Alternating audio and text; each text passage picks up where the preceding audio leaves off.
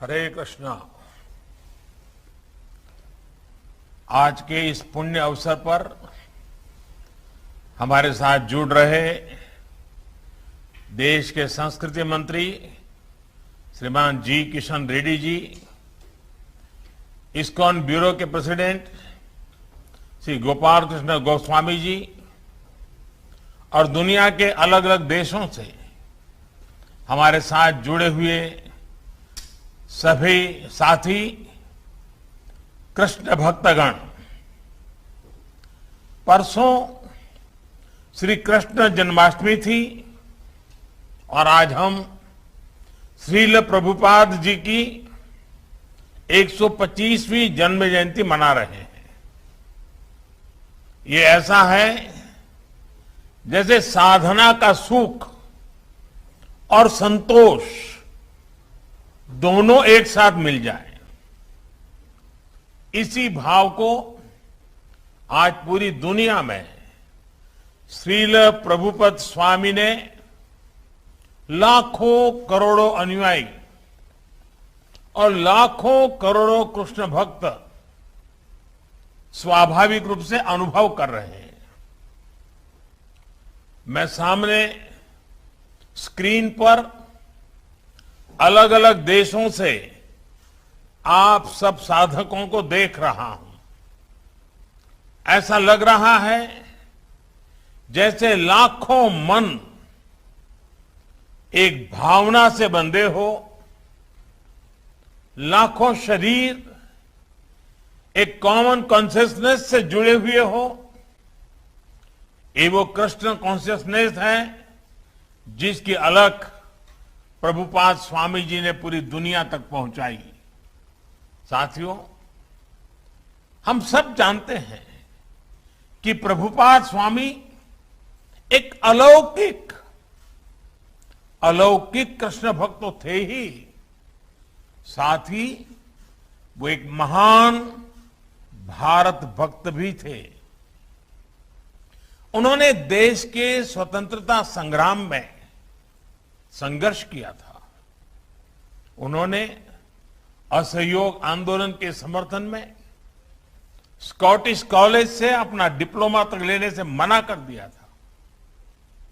आज ये सुखद संयोग है कि देश ऐसे महान देशभक्त का 125वां जन्मदिन एक ऐसे समय में हो रहा है जब भारत अपनी आजादी के 75 साल का पर्व अमृत महोत्सव मना रहा है।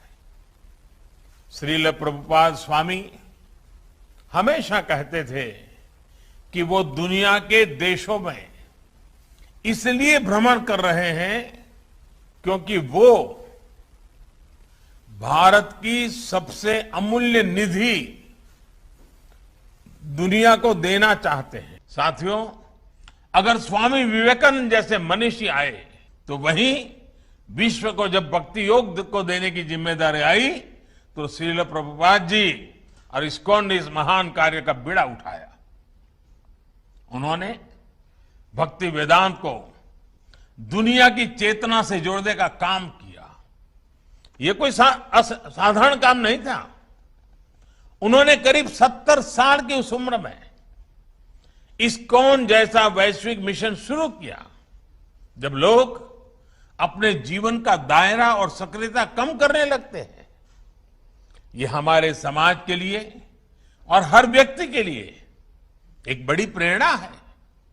कई बार हम देखते हैं लोग कहने लगते हैं कि उम्र हो गई, नहीं तो बहुत कुछ करते, या फिर अभी तो सही उम्र नहीं है ये सब काम करने की। लेकिन प्रभुपाद स्वामी अपने बचपन से लेकर के पूरे जीवन तक अपने संकल्पों के लिए सक्रिय रहे।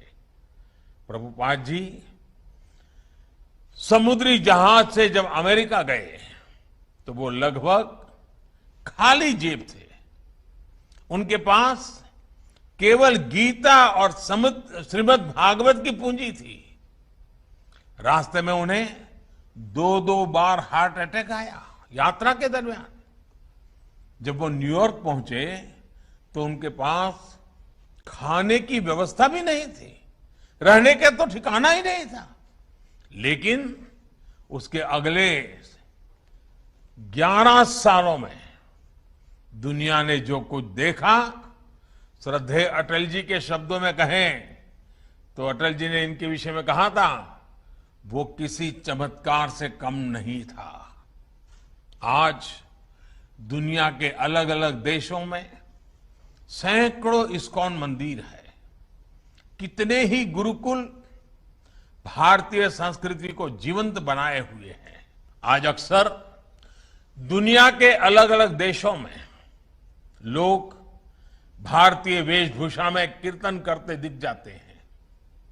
कपड़े सादे होते हो, हाथ में ढोलक मंजीरा जैसे वाद्य यंत्र होते हैं, हरे कृष्ण का संगीतमय कीर्तन होता है और सब एक आत्मिक शांति में झूम रहे होते हैं।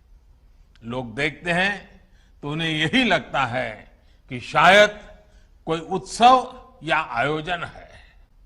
लेकिन हमारे यहां तो ये कीर्तन, ये आयोजन जीवन का सहज हिस्सा है। ये आनंद आज स्ट्रेस से दबे विश्व को नई आशा दे रहा है। इस्कॉन मंदिर आज इसी सेवा परंपरा के आधुनिक केंद्र बनकर उभरे हैं। मुझे याद है जब कच्छ में भूकंप आया था तो किस तरह इस्कॉन ने लोगों की सेवा के लिए आगे बढ़कर काम किया था। जब भी देश में कोई आपदा आई है, चाहे वो उत्तराखंड की त्रासदी हो या उड़ीसा और बंगाल में साइक्लोन की तबाही, इस्कॉन ने समाज का संबल बनने का काम किया है। कोरोना महामारी में भी आप करोड़ों मरीजों, उनके परिजनों और प्रवासियों के लिए लगातार भोजन और दूसरी जरूरतों की व्यवस्था करते आ रहे हैं।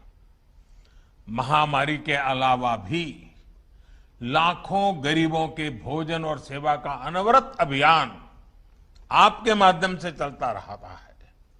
जिस तरह से इस्कॉन ने कोविड मरीजों के लिए अस्पताल बनाए और अब वैक्सीन अभियान में भी सहभागिता निभा रहे हैं, उसकी भी जानकारी मुझे लगातार मिलती रहती है।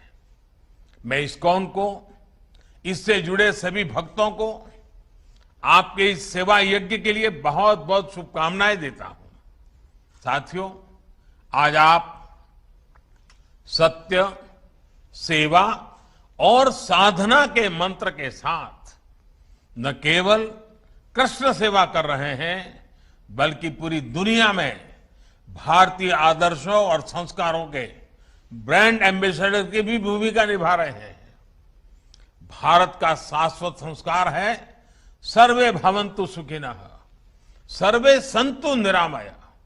यही विचार इस्कॉन के जरिए आज आप सभी का, लाखों करोड़ों लोगों का संकल्प बन चुका है। ईश्वर के प्रति प्रेम और जीव मात्र में ईश्वर के दर्शन, यही इस संकल्प की सिद्धि का मार्ग है।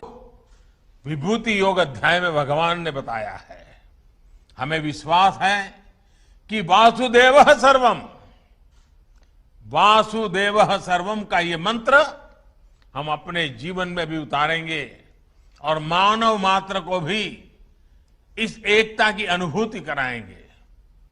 इसी भावना के साथ आप सभी का बहुत बहुत धन्यवाद।